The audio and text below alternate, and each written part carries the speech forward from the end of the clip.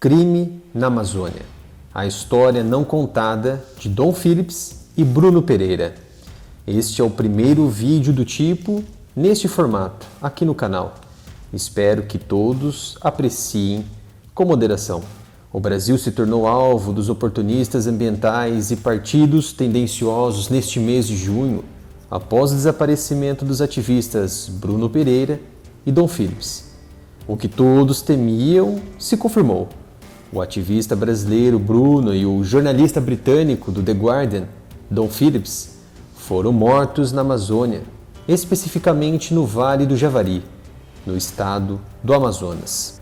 O The Guardian, o jornal britânico, constantemente vende notícias falsas sobre a Amazônia, sendo compradas pelo exterior de forma leviana. A confissão foi feita pelos dois principais executores, Amarildo dos Santos, mais conhecido como Pelado, e seu irmão, Ozonei da Costa, segundo informou amplamente a Polícia Federal. Entretanto, essa história mostra apenas a superfície de uma terra imersa em contradições, crimes ambientais, crimes políticos, influências políticas, grileiros e ativistas emparelhados a ONGs que recebem repasses de partidos de esquerda, organizações narcoterroristas e agentes internacionais. O ocorrido com os dois ativistas realmente é terrível, uma atrocidade que denigra a imagem do país, do Brasil, já manchada pelos próprios brasileiros que aqui estão e trabalham incansavelmente pela destruição, tudo pela ideologia, tudo pelo poder e tudo pelo monopólio da democracia. Como já falado, tudo isso é uma superfície da região amazônica.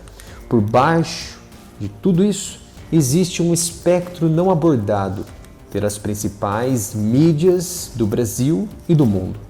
Alguns jornalistas, alguns jornais aqui no Brasil e no exterior julgaram o caso antes mesmo das apurações parciais ou até as finais. Definiram o ocorrido como a dupla de ativistas como algo ocasionado por crime político. A história não contada do caso Dom Phillips e Bruno Pereira transfixa fronteiras e evidencia a ligação de organizações internacionais. Traçaremos aqui todo o percurso da dupla de ponta a ponta, de forma objetiva, para assim entrarmos na geografia, nas questões legais e na atividade ilegal da ocasião do crime. O ativista Bruno Pereira deixou a cidade de Brasília rumo à região amazônica, onde faria mais uma de suas atividades em favor dos povos indígenas. Já o jornalista Dom Phillips, do The Guardian, deixou o Reino Unido para se encontrar com o brasileiro em 1º de junho e assim operar dentro de terras indígenas legalmente controladas. Acredita-se que a dupla ela tinha como objetivo chegar à cidade de Atalaia do Norte, no Vale do Javari. É uma região extremamente perigosa, localizada na fronteira com o Peru e a Colômbia e dentro do Amazonas. São 8,5 milhões de hectares demarcados às terras indígenas, sendo a segunda maior terra indígena do país. A primeira é a Yanomami, com 9,4 milhões de hectares. O plano da dupla era Atalaia, mas não chegaram ao destino. Parados por um crime, claro, cruel, cometido principalmente pelos dois principais pescadores, no início do vídeo, que confessaram o crime, além de outros envolvidos já presos e outros sendo investigados pela Polícia Federal, que não entraremos aqui em detalhes para não atrapalhar as operações.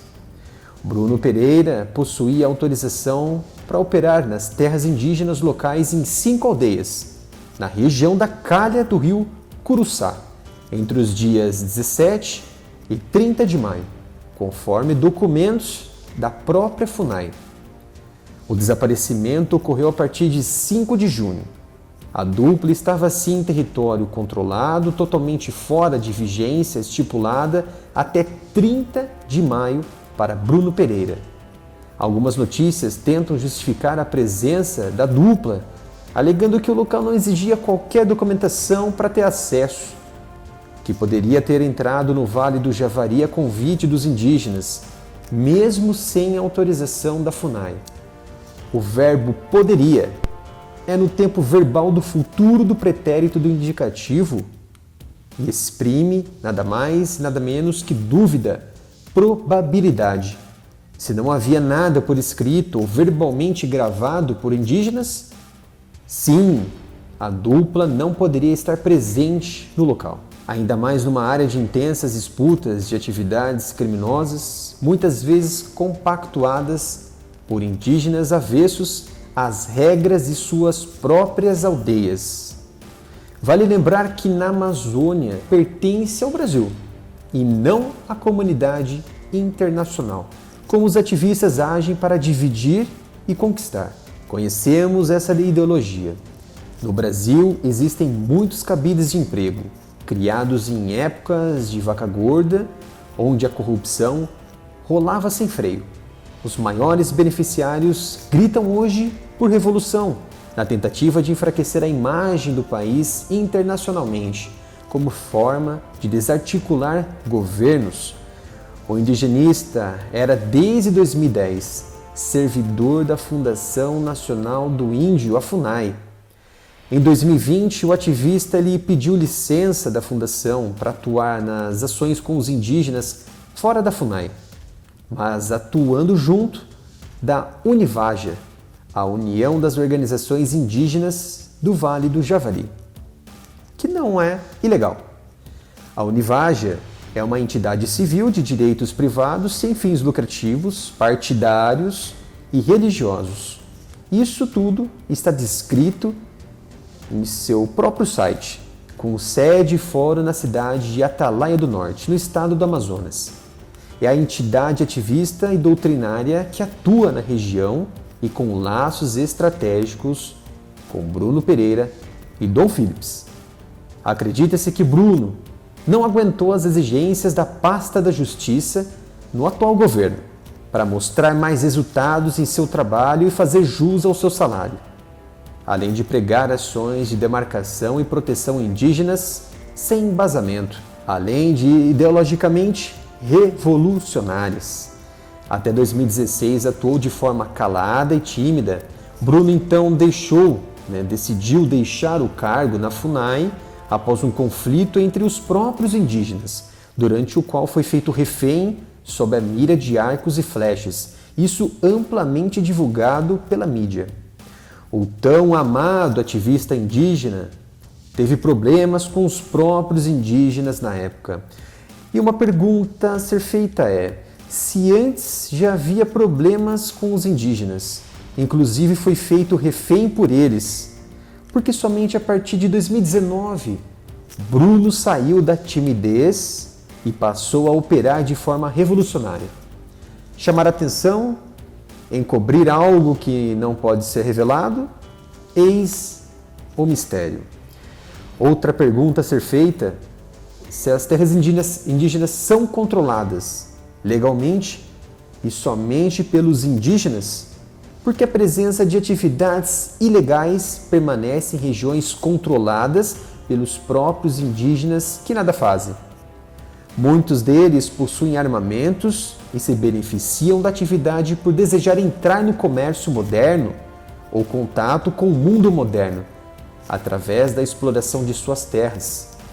E existem muitas ONGs que proíbem isso, que criam dificuldades para isso. E o que resulta é na ilegalidade. É preciso enaltecer o trabalho primoroso de nossas forças de defesa e segurança no caso. Não ouvir e não assistir qualquer elogio, seja nas redes sociais ou nos jornais, o que denota a cegueira absurda que nossas mídias estão vivendo nos dias atuais, tudo pela ideologia. É muito perigoso colocar em risco as pessoas, destrói a sociedade e torna o bom em ruim. O Exército por meio do Comando Militar da Amazônia, sempre esteve presente nas buscas da dupla desde o primeiro minuto. Vamos destacar aqui que qualquer intervenção ou presença de pessoas não autorizadas a estarem nas investigações tornava o processo mais difícil e promovia riscos na ocultação de provas, fuga de suspeitos e entre outros malefícios. Pois muitas mídias queriam estar presentes ali, queriam sensacionalismo nas costas do crime hediondo para assim promoverem atos contra o governo, somado com as falas do presidente Jair Bolsonaro de que a dupla estava em uma viagem não recomendável e que Phillips era mal visto na região. Realmente isso era verdade. Não havia empatia por parte de alguns indivíduos ali da sociedade indígena, alguns de direito nato a permanecerem ali, e outros, é claro, que não. O crime tem fortes relações com a prática de pesca ilegal de pirarucu e por ser uma região de fluxo constante de narcotráfico advindo do Peru e Colômbia, explicarei com muito detalhe em breve. A área indígena foi regulamentada por meio do Decreto 1775 de 1996 e pelo artigo 231 da Constituição Federal de 88, ou seja, devem ser agora protegidas em prol dos indígenas, habitadas de forma permanente, importantes para as atividades produtivas do povo indígena ali presentes, imprescindivelmente a preservação dos recursos necessários ao seu bem-estar e necessárias à sua reprodução física e cultural. Atualmente a mídia tem demonstrado muitas controvérsias e atualmente a terra indígena do Vale do Javari faz parte da jurisdição legal da Amazônia Legal, que abrange 9 estados brasileiros da região norte e a área demarcada, como mencionado no início do vídeo, corresponde a aproximadamente 8,5 milhões de hectares com presença de 26 povos indígenas, sendo a cidade de Atalaia do Norte a maior em área da região demarcada. As ameaças ali presentes, muitas delas domiciliares, vêm de caçadores, madeireiros, pescadores e fazendeiros. O próprio INPE e o Instituto Socioambiental, as áreas ali desmatadas da região diminuíram absolutamente de 305 hectares em 2015, naquele governo vermelho, para 113 em 2021, no atual governo de Jair Bolsonaro, que lançou e continuou dezenas de ações com as forças de defesa e segurança federais e estaduais. Vamos destacar aqui algumas ações, como a Operação Verde Brasil, de grande sucesso, muito liderada pelo nosso general Mourão, Programa Floresta Mais, Comissão Executiva para Controle do Desmatamento Ilegal, Plataforma Adapta Brasil, mais brigadistas ali na região para combate de focos de incêndio. Lembrando que a floresta amazônica ela não queima, mas sim suas áreas adjacentes, longe do bioma amazônico real. Peguei aqui até um dado. O histórico de focos de calor de 98 a 2020 na Amazônia Legal. Tivemos ali um ápice em 2004 de mais de 250 mil focos de calor. Incêndios. Em 2020, esse foco caiu para menos de 50 mil focos.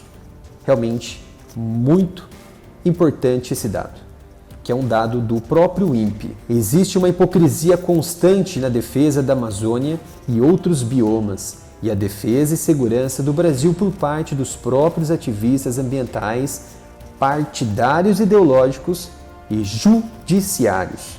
Isso porque, ao mesmo tempo que o governo federal eleva as ações no combate ao crime organizado no país, no norte e sudeste do Brasil, principalmente apoiando ações policiais em todos os cenários dos estados contra as facções ou crimes de qualquer natureza, uma das pautas de defesa do atual presidente do Brasil aparecem instituições e entidades contrárias que defendem e deferem a suspensão de operações policiais ou presença de autoridades de defesa e segurança em áreas conflagradas pelo crime organizado, o que reflete consistentemente na região do Amazonas.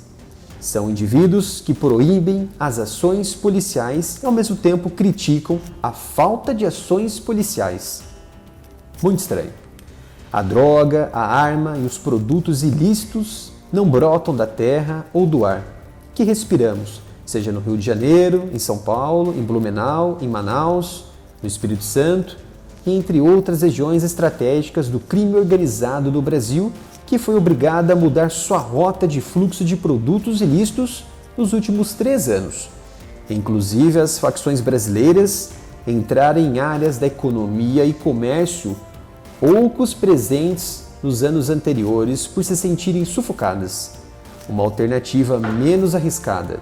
Na década de 90, os carregamentos de cocaína, heroína e maconha ingressavam no Brasil pelas fronteiras com Colômbia, Peru, Bolívia e Paraguai. Parte desses produtos eram transportados em formas de subprodutos a serem transformados no produto final, dentro do país. Posteriormente escoados para a Europa e outras partes da América do Sul. Nos anos do PT, aqui no Brasil, se tornou a principal rota do tráfico de cocaína na América Latina. Na época, as ações do governo eram ínfimas, porém aceitas pelo judiciário, e sequer houve contestações por entidades ativistas e partidárias ideológicas do Congresso. É o conceito da boa vizinhança. Infelizmente, quem deveria apoiar essas ações no combate ao crime está facilitando o narcotráfico com a caneta, com liminares, seja de autoria do próprio judiciário ou decorrente de ações partidárias. O modus operandi é tentar causar o máximo de danos no governo para assim conquistar o poder.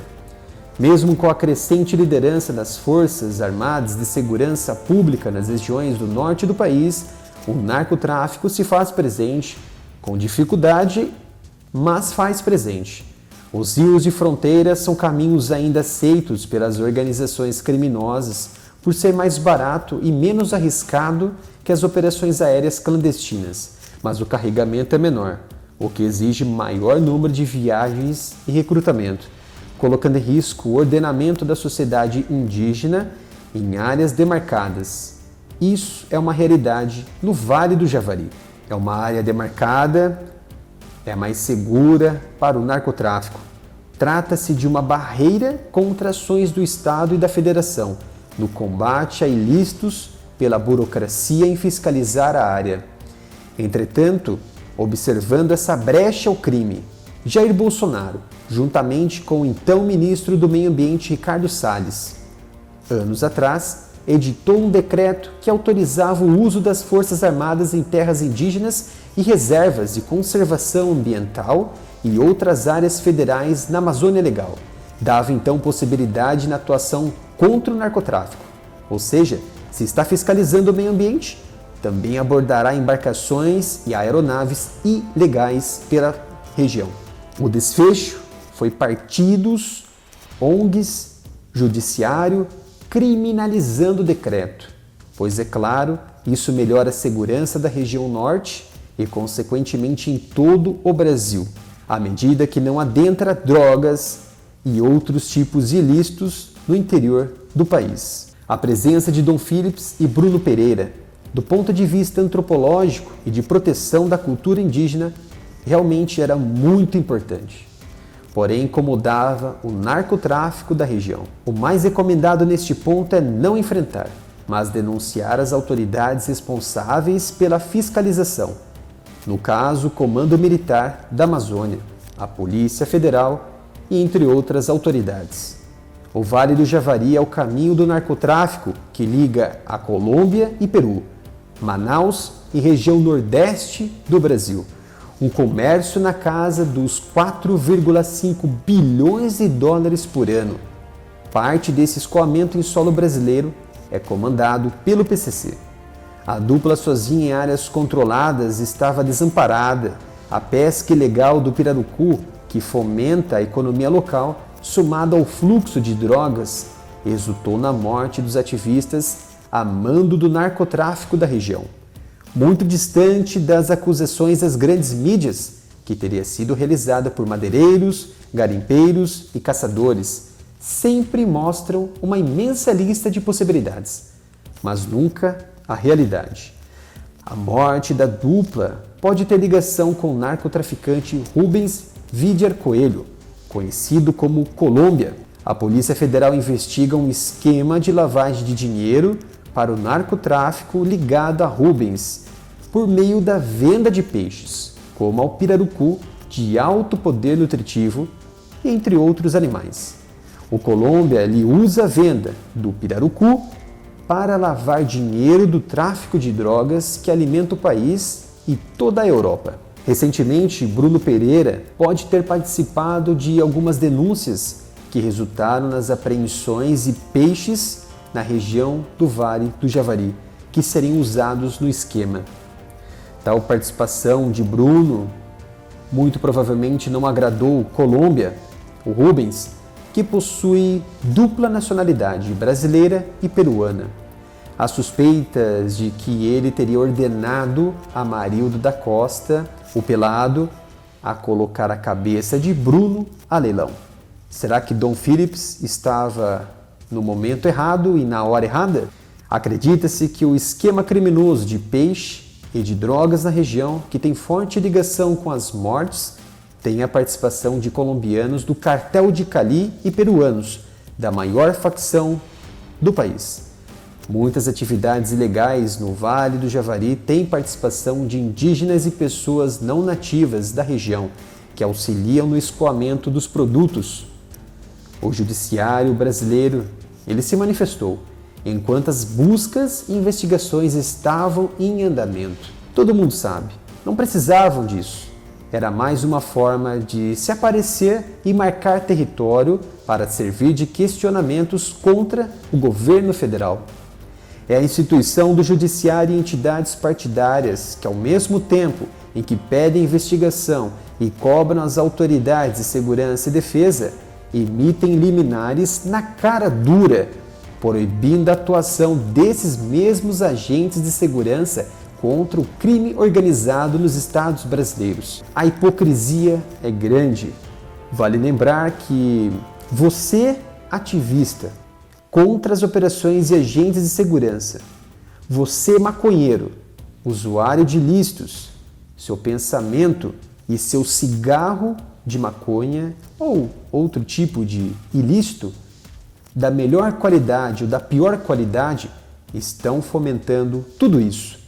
Não adianta agora gritar e tentar uma revolução por mortes causadas por vocês mesmos, os maiores fomentadores da violência no Brasil. Espero que tenham gostado deste vídeo. Agradeço a todos os inscritos pelo companheirismo. Não se esqueça de seguir o canal no Instagram, @aramilitarov. Se puder ajudar o canal com qualquer valor, a nossa chave Pix está logo aqui em cima, canal aramilitarov@gmail.com.